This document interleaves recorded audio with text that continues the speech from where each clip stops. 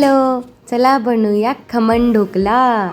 तर त्यासाठी पहिलं सरबत बनवायचं, नाही पिण्यासाठी नव्हे, डाळीच्या पिठात घालण्यासाठी. तर साखर आणि मीठ आणि पाणी असं एकदम घट्टसर असं सरबत बनवून घ्यायचं आणि नंतर मग डाळीच्या पिठात ते मिक्स करायचं. पूर्ण असं आपण भज्जीचं जसं पीठ करतो तेवढं पातळ होईपर्यंत पाणी घालत राहायचं सरबतच.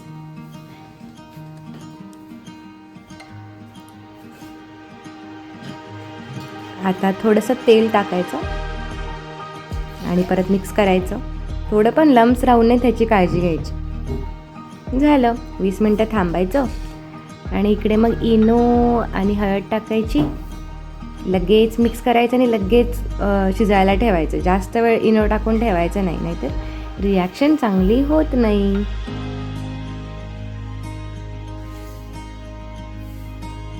30 मिनटासाठी आपण स्टीम करूया. तोवर इकडे आपण फोडणीची तयारी करून घेऊया. तर त्यात जिरं, मोहरी, कढीपत्ता, मिरची, थोडंसं लिंबू आणि साखरेचं पाणी टाकायचं. थोडंसं मीठ, साखर आणि ह्या सर्व मिश्रण ढोकळ्यावरती टाकायचं. झाला आपला ढोकळा मस्त रेडी.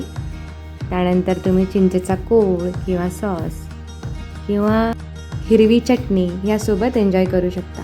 खूप असा ज्युसी छान झालेला ढोकळा.